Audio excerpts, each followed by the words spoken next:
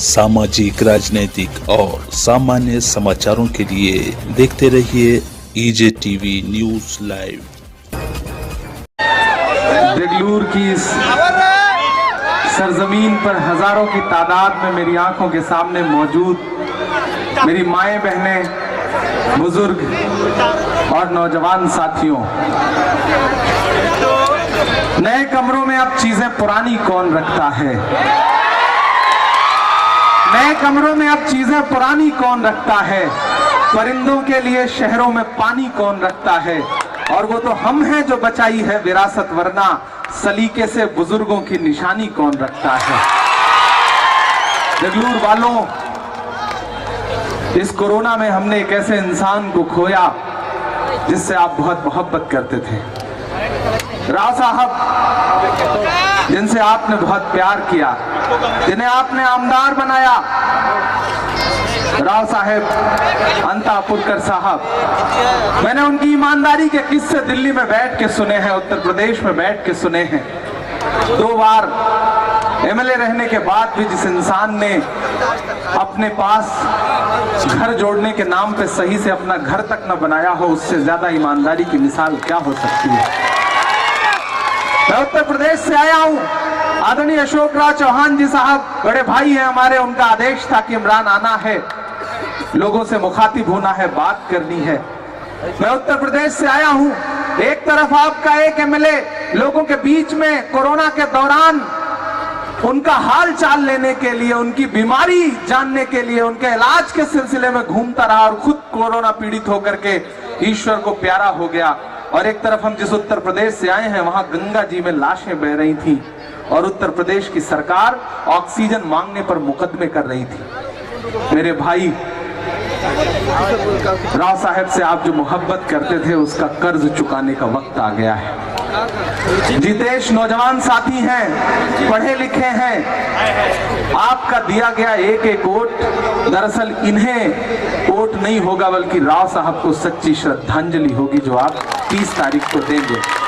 इसी कोरोना में हमने 2 और अहम लोगों को खोया है। यहां से देगलूर से मरहूम कैसर देशमुख साहब, उनके तमाम चाहने वाले यहां मौजूद हैं। मरहूम सैयद निसार भाई, इन दोनों लोगों को और हमने खोया है। हम इनके लिए भी दुआ करते हैं। मैं आपके बीच में तकरीबन 1500 किलोमीटर दूर से आया हूं और ये कहने के लिए आया हूं कि ये लड़ाई सिर्फ एक एमएलए का इलेक्शन जीतने की नहीं है। दरअसल दिल्ली में बैठे हुए कुछ लोग चाहते हैं कि महाराष्ट्र की सरकार स्थिर ना रहे, महाराष्ट्र की सरकार को रोज परेशान किया जाए। 2 गुजराती व्यापारी ये चाहते हैं कि उनके अलावा देश में कहीं कोई सर उठा के ना चले। लेकिन मैं महाराष्ट्र की मिट्टी को सलाम करता हूं, डॉक्टर बाबा साहब भीमराव अंबेडकर की सरजमीन को सलाम करता हूं, छत्रपति शिवाजी महाराज की सरजमीन को सलाम करता हूं, कि जिसने दिल्ली के उन दोनों गुजराती व्यापारियों को बताया कि तुम्हारी दादागिरी कहीं और चलती होगी, ये महाराष्ट्र है, यहां तुम्हारी दादागिरी नहीं चलने पाएगी। मैं आज आपके बीच में कहने आया हूं कि सिर्फ एक छोटा सा चुनाव है, ये कहने के लिए कि एमएलए का चुनाव है, लेकिन भारतीय जनता पार्टी ने अपने कई कैबिनेट मंत्री यहां पर पहुंचा दिए हैं। एजेंसियां घूम रही हैं। इस चुनाव को सिर्फ भाजपा नहीं लड़ रही है, जाने कितने बेनाम भाजपा के सहयोगी इस चुनाव को लड़ रहे हैं। इसलिए आपकी जिम्मेदारी बहुत बढ़ जाती है। मैं आज आपके बीच में यह कहने भी आया हूं कि दरअसल 30 तारीख को जब आप ईवीएम का बटन दबाएंगे तो सिर्फ एक वोट नहीं देंगे, बल्कि 2024 में दिल्ली से नरेंद्र मोदी की गद्दी को उठाने के लिए ताबूत में कील ठोकने का काम करेंगे। ये सोच करके आपको जाना है। और अगर आपने ये कर दिया, ये मैसेज दे दिया, जितेश को सदन में पहुंचा करके, विधानसभा में पहुंचा करके कि महाराष्ट्र पूरी तरह से तैयार है तानाशाही से लड़ने के लिए, तो उन तानाशाहों के हौसले पस्त हो जाएंगे। मैं उत्तर प्रदेश से आया हूं, मुझे अच्छा लगा। मैं अभी अशोक भाई को सुन रहा था कि यहां किसानों के लिए जब उनकी फसलें बर्बाद हुई तो सरकार ने उनके मुआवजे की कोशिश की। अशोक भाई लगातार लड़ रहे हैं। यहां सोयाबीन की फसल बर्बाद हुई तो अशोक भाई उनके लिए लगातार लड़ रहे हैं। लेकिन हमारे उत्तर प्रदेश में क्या हो रहा है, किसानों के ऊपर गाड़ियां चढ़ा दी जा रही हैं, उन्हें कुचल दिया जा रहा है। दिल्ली के बॉर्डर पर 400 से ज्यादा किसान शहीद हो चुके। मुझसे मीडिया के साथियों ने कहा कि इमरान साहब किसान आंदोलन पर आप क्या कहते हैं? मैंने कहा नरेंद्र मोदी जी ये तय कर ले कि 400 से ज्यादा किसानों की मौत हो चुकी है और कितने किसानों की जान लेने के बाद वो कृषि कानून को वापस लेंगे। तुझको कितनों का लहू चाहिए अर्ज़े वतन, कितनी आहों से कलेजा तेरा ठंडा होगा। नरेंद्र मोदी जी बता दें कि कितने और किसानों की शहादत के बाद उनके कलेजे को ठंडक मिलेगी। शायद किसान उतनी और शहादत दे दें, लेकिन उद्योगपतियों की ये सरकार मानने को तैयार नहीं। यहाँ तमाम दलित भाई बैठे हैं। मैं आज यहाँ इसलिए और आया कि मैंने अपनी आंखों से हाथरस की बिटिया की जलती हुई लाश देखी है। हाथरस की उस दलित बिटिया को जिसके साथ बलात्कार करके रात के 2 बजे उसकी लाश को जबरदस्ती पुलिस ने जलवा दिया। अगर उनके लिए कोई खड़ा हुआ तो सिर्फ राहुल गांधी और प्रियंका गांधी खड़े हुए और हाथरस की बिटिया के पास जाकर के उसे इंसाफ दिलवा करके उसके लिए लड़ करके आए। मैं उन लम्हों में उनके साथ खड़ा था। मैं आपके बीच आज इसलिए आया हूं क्योंकि मैंने देखा है लखनऊ से लखीमपुर की सड़कों पर प्रियंका गांधी जी को बारिश के बीच में भी किसानों के लिए लड़ते हुए।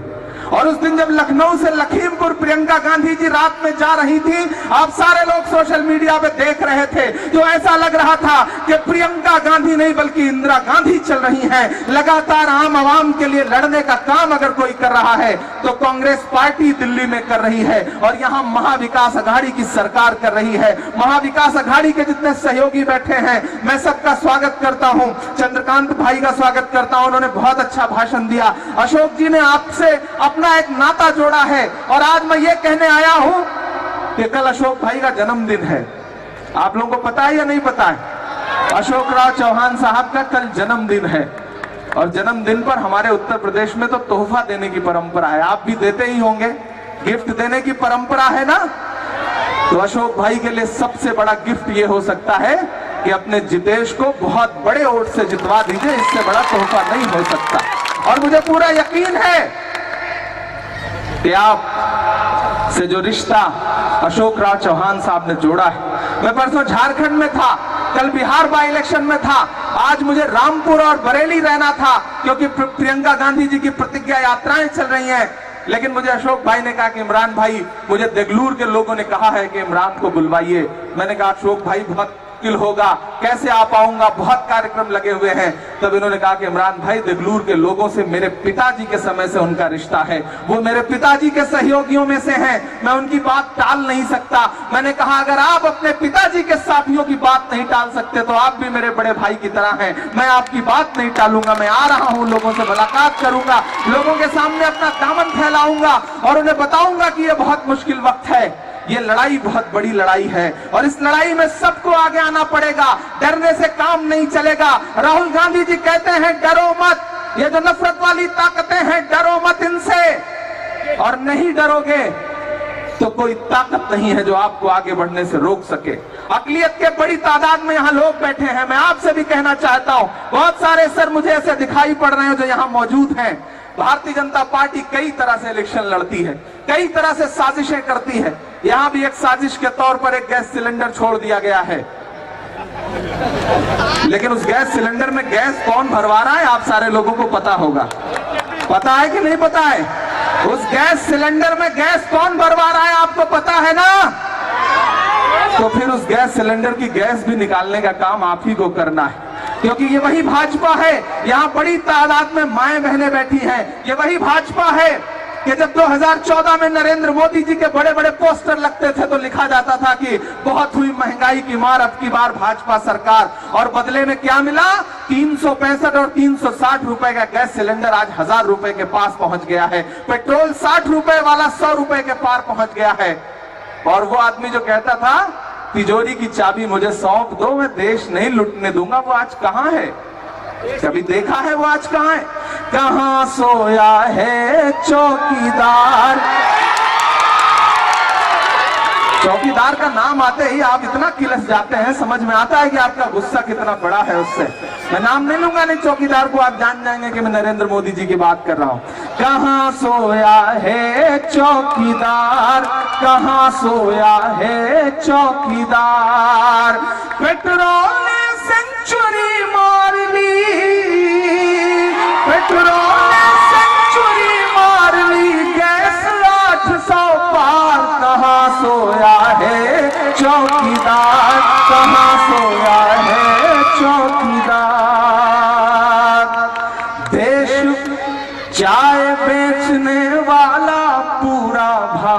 बेच रहा है। पिछले दिनों पार्लियामेंट में खड़े होकर के नरेंद्र मोदी जी कह रहे थे कांग्रेस ने 70 साल में क्या बनाया, बताइए क्या बनाया कांग्रेस ने। राहुल गांधी जी बगल में बैठे थे, उन्होंने पीछे मुड़ के कांग्रेस के लोगों से कहा मत बताना, वरना जो बताओगे ये उसको भी बेच देंगे। चाय बेचने वाला पूरा भारत बेच रहा है। पिछले 7.5-8 साल में आपने सुना मैंने चाय बेची, मैंने चाय बनाई। पूरे भारत में नरेंद्र मोदी जी एक ऐसा व्यक्ति सामने ला दे जिसने उनकी बनाई हुई, उनकी बेची हुई चाय पी हो, तो शायद नहीं मिलेगा। आज तक मिला आपको कोई? नहीं मिला।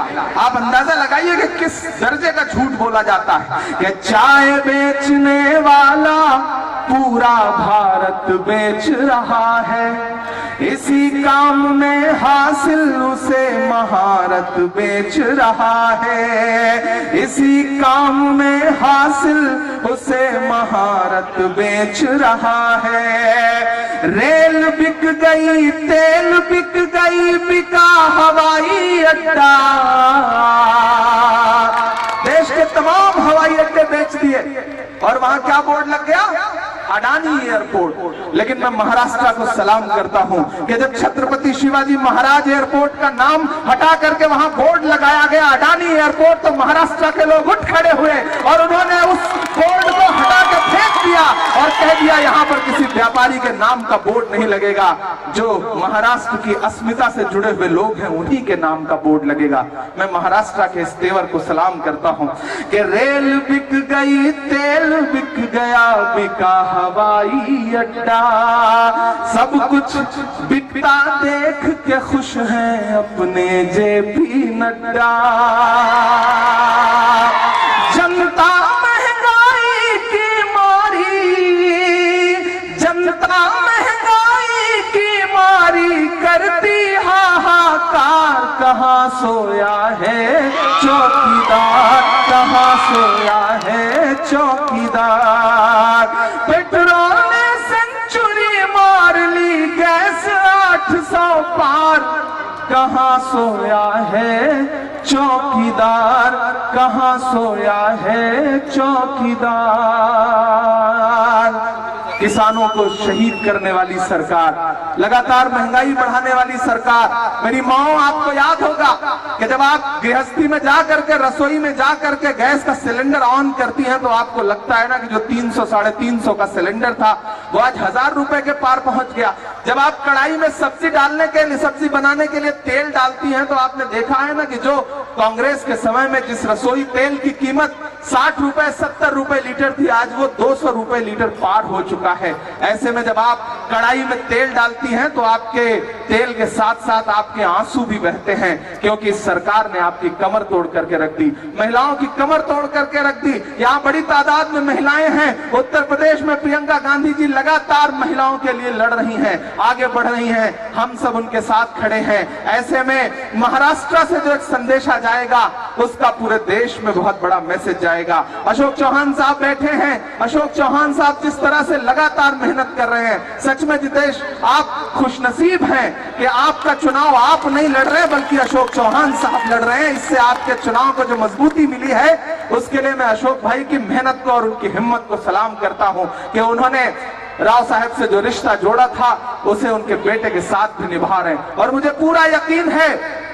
कि वालिद के छोड़े गए कुछ काम ऐसे होते हैं जिन्हें उनका बेटा पूरा करता है। आपके ऊपर बड़ी जिम्मेदारियां हैं, आपको उस जिम्मेदारी को निभाना है। आपके पिताजी ने देगलूर के लिए जो सपने देखे हैं, देगलूर की आवाम के लिए, देगलूर के लोगों के लिए उनके मन में जो ख्वाब थे, जब आप इस चुनाव को जीत जाइएगा उसके बाद जो सपना उन्होंने देखा था उसको पूरा करने के लिए आप सौभाग्यशाली हैं कि आपके पास अशोक चौहान साहब की सरपरस्ती है, उनका साथ है। तो मुझे पूरा यकीन है कि आने वाले दिनों में आप देगलूर के लिए एक नई इबारत लिखेंगे। जिन जिन कामों को आपके पिताजी पूरा करना चाहते थे लेकिन प्रकृति ने उन्हें बहुत लंबी उम्र नहीं दी, बल्कि वो अपनी सांसें कुर्बान कर गए इन लोगों के लिए, लड़ते हुए इन लोगों के लिए सांसें तलाशते हुए, उस काम को आप पूरा करेंगे, ये मुझे पूरा विश्वास है। मैं आपके बीच यहाँ आया हूँ, बहुत सारा भाषण आपने सुना है, मैं बहुत ज्यादा आपसे गुफ्तगू नहीं करूंगा, बस आपसे इतना कहूंगा कि भाजपा कई तरह से चुनाव लड़ती है। एक वो सामने पर्दे के आगे चुनाव लड़ती है और एक पर्दे के पीछे भी चुनाव लड़ती है। कुछ ऐसे लोग छोड़ दिए जाते हैं जो आपके बीच में जाकर के आपको बरगलाते हैं। यहाँ अकलियत के जो साथी बैठे हैं, मैं उनसे ये कहने आया हूं कि आप मुझे पहचानते हैं, आप मुझे मोहब्बत करते हैं, आपने मेरी नज़्में सुनी है, आपने मेरे आंसुओं के साथ अपने आंसू मिलाए हैं। जब मैंने नजीब के लिए नज्म पढ़ी है तो आपने मुसल्लों पे बैठ के मेरे लिए दुआएं की हैं। जब मैं पहलू खान के मां के आंसू पहुंच रहा था तो आपने मेरे लिए दोनों हाथ उठा के दुआएं की हैं। जब मैं जुनैद के आंसू पहुंच रहा था तो आपने मेरे लिए दुआएं की हैं। मैं उन दुआओं की बुनियाद पर आपसे ये कहने आया हूं कि कांग्रेस पार्टी ने आपकी दुआओं की बदौलत इमरान प्रतापगढ़ी को माइनॉरिटी डिपार्टमेंट का पूरे देश का चीफ बना करके आपको यह संदेशा दिया है कि हम आपके साथ हैं, आपकी आवाज के साथ हैं। और मैं ये मानता हूं कि आपकी दुआओं के सदके में हुआ है। तो आज मैं आपसे ये कहने आया हूं कि इस मुल्क में लड़ाई बहुत बड़ी है और जब लड़ाई बड़ी हो तो छोटी छोटी चीजों पे समझौता कभी मत करिएगा। आपको बरगलाने के लिए लोग आएंगे, भड़काने के लिए लोग आएंगे, बांटना चाहेंगे, खरीदना चाहेंगे, पैसे का लालच देंगे, लेकिन मैं जानता हूं आप ईमान वाले लोग हैं, आपको कोई खरीद नहीं सकता है। एक तराजू पर ईमान रख दिया जाएगा और एक तराजू पर दुनिया की पूरी दौलत रख दी जाएगी, तब भी आप इधर से उधर होने वाले लोग नहीं हैं। आपका जो रिश्ता है अशोक चौहान से, आपका जो रिश्ता है कांग्रेस पार्टी से, आपका जो रिश्ता है महाविकास अघाड़ी से, उस रिश्ते को निभाइएगा। और जरा सा भी एक वोट अगर आप इधर उधर करते हैं तो आप कहीं ना कहीं भाजपा को फायदा पहुंचाएंगे। इसलिए याद रखिएगा कि जितेश का जीतना इसलिए भी बहुत जरूरी है क्योंकि सिर्फ महाराष्ट्र और मुंबई की नजरें इस चुनाव पर नहीं है, बल्कि दिल्ली में बैठे हुए तानाशाहों की नजरें भी इस चुनाव पर डटी हुई हैं। वो चाहते हैं कि इस चुनाव को जीत करके वो एक संदेशा दें और महाराष्ट्र की महाविकास अघाड़ी को और अस्थिर करने का काम करें। ऐसे में आपको यह संदेशा देना है कि हम महाराष्ट्र के लोग हैं, हम तुम्हारी एजेंसियों से, तुम्हारे केंद्रीय मंत्रियों से, तुम्हारे पैसे के जोर से डरेंगे नहीं, क्योंकि हमें डरना नहीं सिखाया गया है। किसी बड़े ने कहा है कि हक की राह में मरने वाले अपने कातिल से ज्यादा जीते हैं। आपको ये बात याद रखनी है कि आपको डरना नहीं है। मत समझना डराने से डर जाएंगे। मेरी आंखों के सामने इतनी भीड़ है कि पीछे तक नजर नहीं आ रहा है। जहां तक लोग खड़े हैं मैं सबको शामिल करता हूं। मेरे पास अगले 12-14 मिनट है। मैं चाहता हूं कि मैं आपसे मुखातिब होकर के, रूबरू होकर के जाऊं। माइनॉरिटी डिपार्टमेंट के, महाराष्ट्र माइनॉरिटी डिपार्टमेंट के, मुंबई माइनॉरिटी डिपार्टमेंट के जो भी साथी यहां लगातार चुनाव में मेहनत कर रहे हैं, मैं उनका भी शुक्रिया अदा करूंगा। अशोक चौहान साहब के लिए, कांग्रेस के लिए, महाविकास अघाड़ी के लिए, कैंडिडेट के लिए जो मेहनत कर रहे हैं, मैं उन सबका शुक्रिया अदा करते हुए नज्म पढ़ता हूं कि मत समझना डराने से डर जाएंगे, अब के सारी हदों से गुजर जाएंगे। मौत के नाम का खौफ देता है क्यों, मौत के नाम का खौफ देता है क्यों। मौत जिस रोज आएगी मर जाएंगे। मत समझना, ऐसे काम नहीं चलेगा।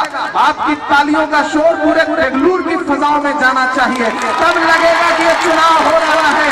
आपकी तालियों के शोर के साथ विपक्ष को ये बता दीजिए, भाजपा को ये बता दीजिए कि तुम्हारी दाल बेंगलुरु में नहीं गलने वाली है। उन्हें संदेशा पहुंचाइए कि मत समझना डराने से डर जाएंगे, अब के सारी हदों से गुजर जाएंगे। मौत के नाम का खौफ देता है क्यों, मौत जिस रोज आएगी मर जाएंगे।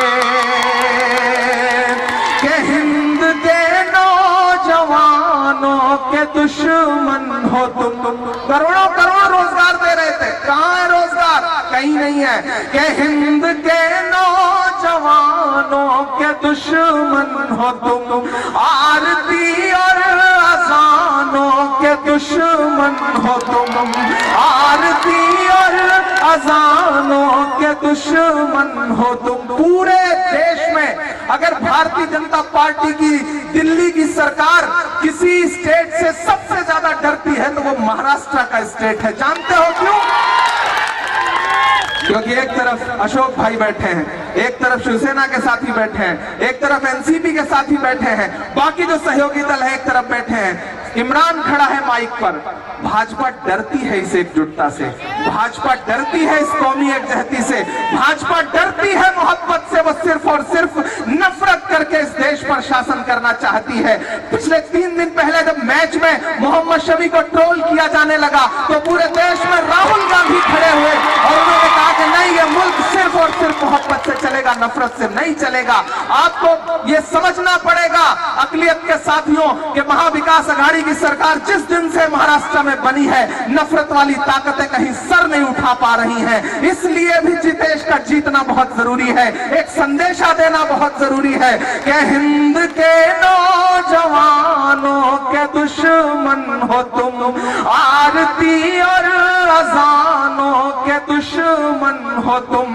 पहले तो हिंदू मुस्लिम के दुश्मन थे, पर अगले मिसरे पे सुन के मुझे बताना सच्चा हो तो, कि पहले तो हिंदू मुस्लिम के दुश्मन थे, पर आजकल तो किसानों के दुश्मन हो तुम। के अन्नदाता से उलझे हैं इस बार ये। आपकी सिर्फ मुंबई तक नहीं, नागपुर तक नहीं, बल्कि दिल्ली तक जाए आपकी तालियों का शोर। के अन्नदाता से उलझे हैं इस बार ये, अन्नदाता से उलझे हैं इस बार ये। मोदी या शाह हो सब सुधर जाएंगे, मत समझना डराने से डर जाएंगे। अब के सारी हदों से गुजर जाएंगे। आपके बीच में लोग आएंगे, समझाएंगे कि आखिर कांग्रेस ने क्या दिया इस देश को। बहुत सारे एजेंट आएंगे भाजपा के भेजे हुए जो आपको अकलियत के लोगों को खासतौर से कहेंगे कांग्रेस ने क्या दिया इस देश को। तब पलट के उनसे कह देना कांग्रेस ने डॉक्टर जाकिर हुसैन को इस देश का राष्ट्रपति बनाया, कांग्रेस ने फखरुद्दीन अली अहमद साहब को इस देश का राष्ट्रपति बनाया, कांग्रेस ने मौलाना आजाद को इस देश का शिक्षा मंत्री बनाया। उन्हें पलट के कह देना कांग्रेस ने डॉक्टर मनमोहन सिंह साहब को इस देश का राष्ट्रपति बनाया, कांग्रेस ने अब्दुल रहमान अंतुले को महाराष्ट्र का मुख्यमंत्री भी बनाया था। वो कांग्रेस ही है जो इस तरह की बातें करने आए, उन्हें समझा देना। और भी अगर कोई कुछ कहे कि कांग्रेस ने क्या दिया तो उन्हें अंत में बता देना कि हमने ज़मज़म दिया, आबे गंगा दिया। पीछे तक लोग हैं, आप भी शामिल हो। आज से ये इलेक्शन सिर्फ जितेश का नहीं है, आज से इलेक्शन सिर्फ अशोक चौहान का नहीं है, आज से इलेक्शन सिर्फ महाविकास अघाड़ी का नहीं है, आज से इलेक्शन एक एक आदमी का है, देगलूर की एक एक आवाम का है। यहां से जब उठिएगा, यहां से जब घर जाइएगा तो एक एक आदमी को 100-100 लोगों तक अगले 2-3 दिन में पहुंचना है। जितने रिश्तेदार हैं, जितने दोस्त यार हैं, सबको फोन करके कहिए कि यार इस बार तो बात वजूद की है, इसलिए भाजपा को हराना ही है। ये आपको करना पड़ेगा कि हमने ज़मज़म दिया, आबे गंगा दिया, तुमने भारत को गंगा ही गंगा दिया। और अब तैयार है ना डीपी सावंत साहब, अमर राजूरकर साहब, इन लोगों ने भी बड़ी मेहनत की है इस प्रोग्राम के लिए, मैं इनका भी शुक्रिया अदा करता हूँ। जितेश भाई और आगे आओ यार, आपको विधायक बनने से पहले एक बार गले लगा लूं, बाद में तो आप बनोगे। कि हमने ज़मज़म दिया, आबे गंगा दिया, तुमने भारत को गंगा ही गंगा दिया, तुमने एक रंग के ख्वाब देखे मगर। अब तैयार है ना? तुमने एक रंग के ख्वाब देखे मगर हमने हिंदुस्तान को तिरंगा दिया। ये तिरंगा बदन पर लपेटे हुए,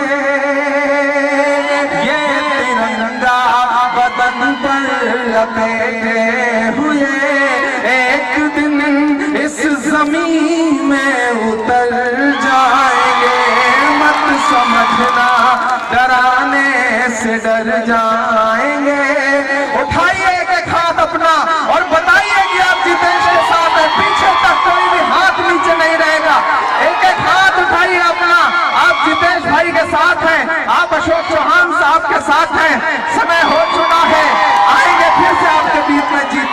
मनाने के लिए बहुत शुक्रिया, बहुत मोहब्बतें, बहुत सारा प्यार। धन्यवाद साहब। जितेश भाई जीत कर आने के बाद देगलूर की जनता और एक बार आपको सुनना सामाजिक, राजनीतिक और सामान्य समाचारों के लिए देखते रहिए EJ टीवी न्यूज लाइव।